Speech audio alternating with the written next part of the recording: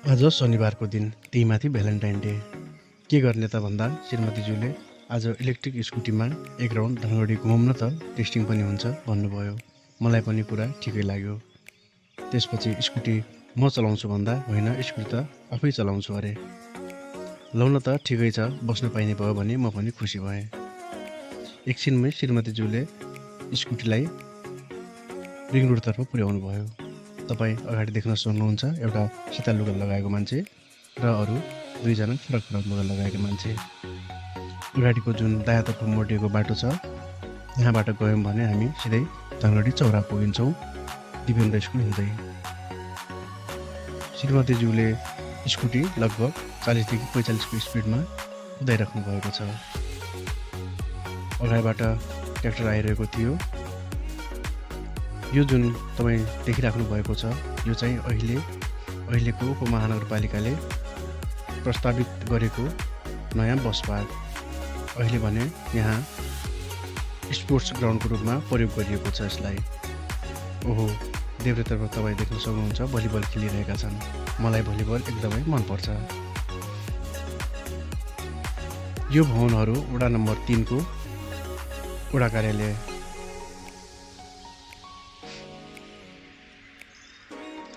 दायाँ बायाँतर्फ तपाईँ देख्न सक्नुहुन्छ हरियाली नै हरियाली रहेको छ। मोडमा अलि बिस्तारै चलाउनु भन्दा होइन, म सकि नै हाल्छु भन्दै स्पिडमै चलाइराख्नुभयो श्रीमतीज्यूले स्कुटी।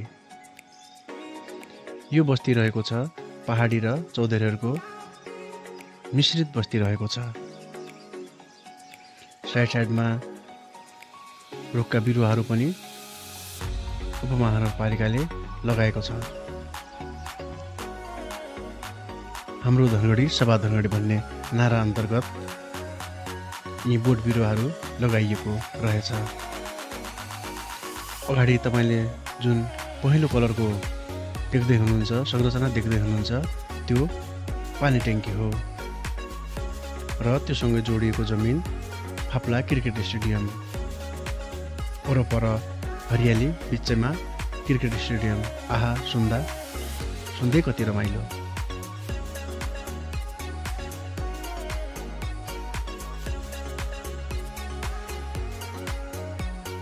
फाप्ला क्रिकेट स्टेडियम अहिले पूर्ण रूपमा सम्पन्न भइसकेको छैन। अहिले पनि अन्डर कन्स्ट्रक्सनमै छ। तर खेलहरू भने चलि नै रहन्छन्। ओहो, मन्दिरको दर्शन गर्न पाइयो। मन्दिर भन्दा घन्टी याद आयो, घन्टी भन्दा एमाले याद आयो। तपाईँको विचारमा यसपालिको चुनाव कसले बाजी मार्छ होला त?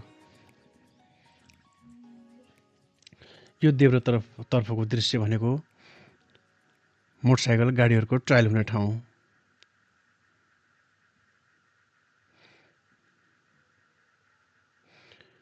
अब हामी पुग्यौँ तन्नेचर रिसोर्टको बाटोतर्फ।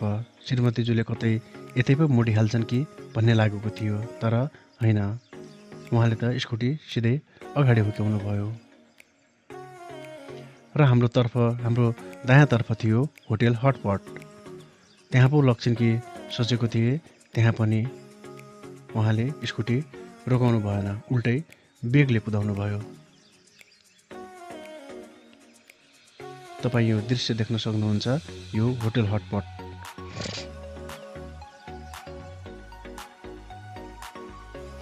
हामी आफ्नै बेगमा स्कुटीमा हुर्किरहेका छौँ।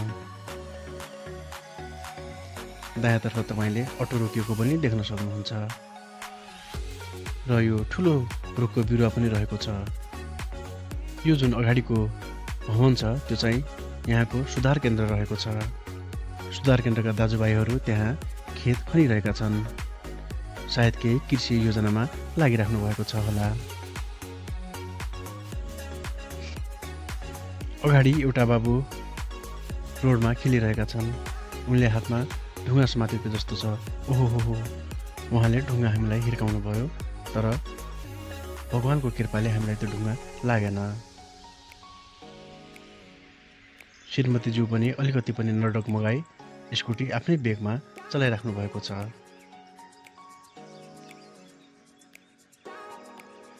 तपाईँ देख्न सक्नुहुन्छ दायाँ बायाँतिर हरियाली नै हरियाली।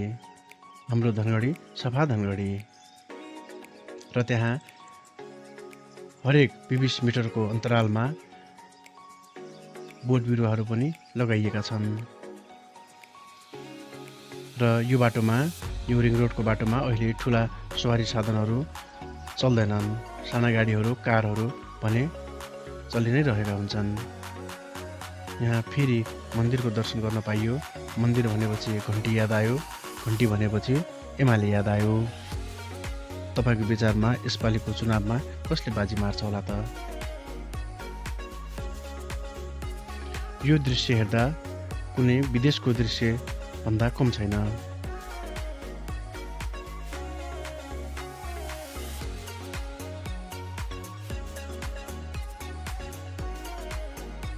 अब हामी प्रादेशिक आयुर्वेदिक चिकित्सालय नजिक पुगिरहेका छौँ। यहाँ के उपचार गरिन्छ भन्ने त थाहा छैन, तर भवन भने ठुलै निर्माण गरिएको छ। तपाईँहरूलाई पनि आयुर्वेदबाट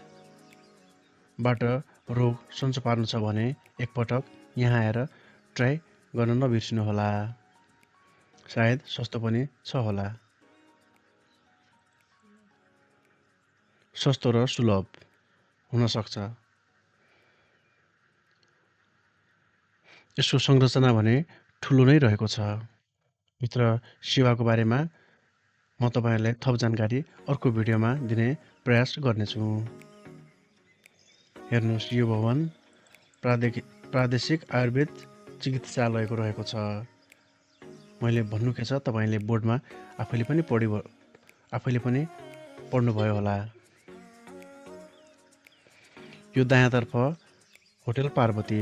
यहाँ खसीको फ्रेस मासु पाइन्छ। मैले पनि दुई तिन पटक होइन, धेरै पटक मैले यहाँ भुटन अनि कचमली खाएको छु र घरमा पनि लगेर गएको छु। अब हामी राजपुर नजिकै पुग्दैछौँ। दुईजना साइकलमा दिदीबहिनीहरू हिँड्दै गइरहेको दृश्य तपाईँले देख्नुभयो। अब यहाँबाट हामी दायाँतर्फ मोड्यौँ भने राजपुर चोक पुग्छौँ। श्रीमतीज्यूले त्यतै लग्नुहुन्छ कि सोचिराखेको थिएँ, तर श्रीमतीज्यूले होइन, आज अलिकति अफरोड जानुपर्छ, स्कुटीको पनि टेस्टिङ हुन्छ भन्दै देब्रेतर्फ मोड्नुभयो। धन्न बदकलाई एक्सिडेन्ट हुनबाट बचाउँदै उहाँले आफ्नै बेगमा फेरि स्कुटी चलाउनु भयो।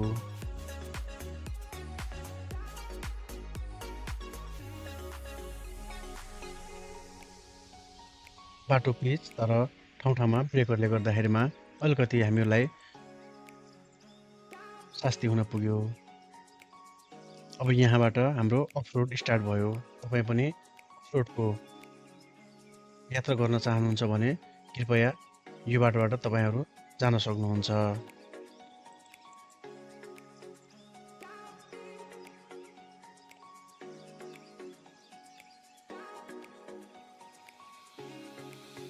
बस्तीको नाम म बिर्सेँ, तर जस्तो ठाउँ छ बस्तीको नाम पनि त्यस्तै मिल्दोजुल्दो अनुसारकै थियो। अचम्मको कुरा के छ भने यसको ठ्याक्कै दायाँ साइडतिर हाम्रो मेन रोड 6 लेन रोड रहेको छ भने त्यो बाटो अलि भित्रतिर यस्तो ग्राभल रोड रहेको छ। भने जस्तो हुन्छ, त्यही भएर म केही पनि बोल्दिनँ। तपाईँ उतापट्टिको जो भवनहरू देख्दै हुनुहुन्छ त्यो मेन रोडको भवनहरू हो।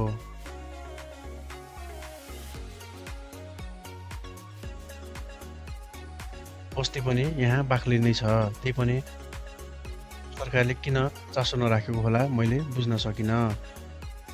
यो मैले तपाईँलाई घरिघरि दायाँतर्फको दृश्य देखाउँदैछु, त्यो भनेको 6 लेन रोड हो। योभन्दा बढी मैले के भन्न चाहेन, भन्यो भने जस्तो हुन्छ।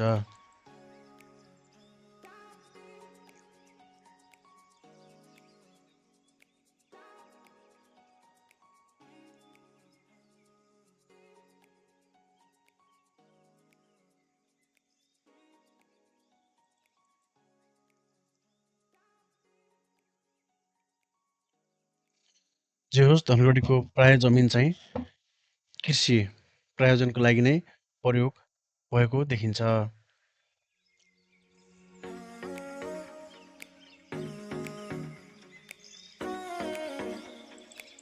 अगाडिको सायद यो फ्लोर मिल जस्तो लाग्यो। यहाँनिर अलिकति खाल्डो भएकोले गर्दाखेरिमा श्रीमतीज्यूलाई स्कुटी चलाउन अलि गाह्रो हुन पुग्यो।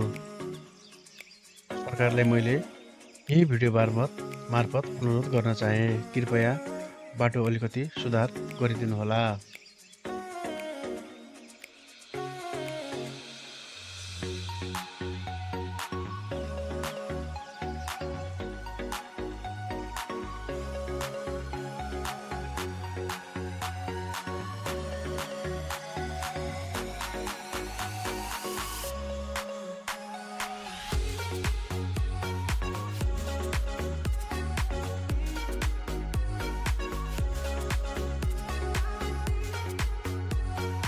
जसोतसो स्कुटी त निकाल्यौँ र फेरि त्यही बेगमा हामी अगाडि बढ्यौँ।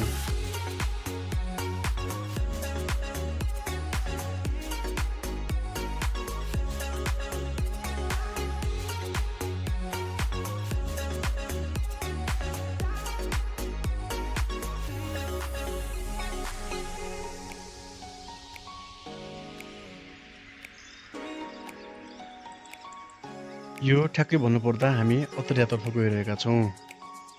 जान त हामी 6 लेनबाट नै जान सक्थ्यौँ, तर अफ रोडबाट गएर हेरौँ न त अनि हामी यो बाटो आएका हौँ।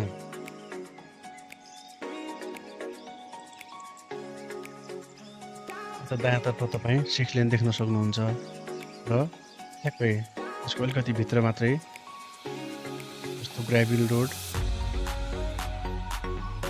रहेको छ।